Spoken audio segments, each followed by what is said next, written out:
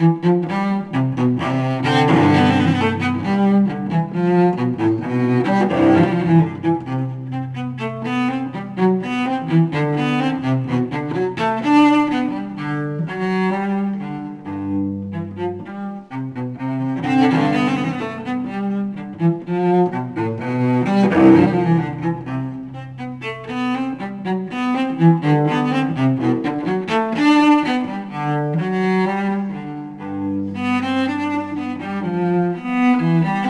bien, bonjour à toutes et à tous. Voici Noël, alors je vais vous conter une merveilleuse histoire. Appelez donc vos petits, et laissez-les écouter le miracle du goût de Noël. Ce jour-là, dans l'après-midi, Thomas se promenait dans le jardin de son papy.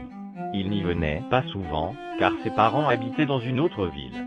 Ce n'était pas un jour ordinaire, car c'était le jour de Noël. Il avait neigé la nuit précédente, mais aujourd'hui il faisait beau et le jardin, tout blanc, étincelait sous le soleil. Thomas aimait bien jouer dans ce jardin lorsqu'il y venait pendant les vacances.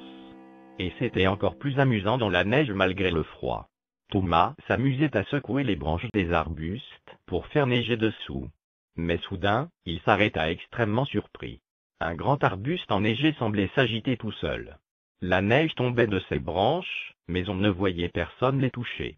Thomas s'approcha avec prudence, et il crut voir plusieurs petits oiseaux bleus frétiller parmi les feuilles. Mais quand il approcha, ils disparurent d'un seul coup et l'arbuste redevint immobile. Thomas courut à la maison pour raconter la chose à son papy. « Tu dois savoir, dit le papy, que nous vivons dans un monde mystérieux, encore plus au temps de Noël. Il contient des choses que l'on voit et que l'on peut toucher, mais aussi des choses que l'on ne voit pas et que l'on ne peut pas toucher. Parmi toutes ces choses invisibles, une légende dit qu'il y a des êtres particulièrement étonnants. On ne peut pas les voir ni les toucher, mais il y en a toujours plusieurs qui volaient tout autour de nous. Ce sont les petits mystères. Ils ressemblent à de petits oiseaux bleus, mais pourtant, ce ne sont pas vraiment des oiseaux, et ils ne sont pas bleus. Ils apportent la chaleur du soleil dans nos cœurs, et le bleu du ciel dans nos têtes. Et nous pouvons ressentir la douceur de leur présence, quand ils essayent de trouver en nous une petite place pour faire leur nid. On est vraiment très heureux dans une maison où se cachent beaucoup de ces petits oiseaux bleus mystérieux, car ils se mêlent les uns aux autres, et construisent ensemble une vie heureuse. Mais, dit encore le papy, il faut demeurer attentif et prudent, car parmi toutes les autres choses invisibles de ce monde étrange, on trouve aussi des êtres beaucoup moins agréables. On ne peut pas les voir ni les toucher, mais on peut, néanmoins, ressentir l'amertume, et même la violence suscitée par leur présence. Ces vilaines créatures sont les ennemis des petits oiseaux bleus. Elles apportent l'agressivité dans nos cœurs, et colorent de rouge nos visages. Elles ressemblent à des petits hérissons rouges couverts de piquants, mais ce ne sont pas vraiment des hérissons rouges. Elles nous irritent, et s'agitent tout autour de nous en nous agaçant. Elles essayent de chasser les petits oiseaux bleus pour placer leurs graines dans nos cœurs. Quand ces graines éclosent, elles s'en vont en laissant la maison dévastée. Quand elles arrivent à entrer et trouvent un petit oiseau bleu, elles crachent vers lui leurs graines rondes, et ces petites boules rouges se collent aux ailes des petits oiseaux. Sais-tu donc, mon petit Thomas, que les petits oiseaux bleus ne supportent pas ces graines rouges sur leur plumage d'azur. Quittant les cœurs glacés et les visages brûlants, ils essayent de retrouver la paix et la lumière dans les jardins d'alentour.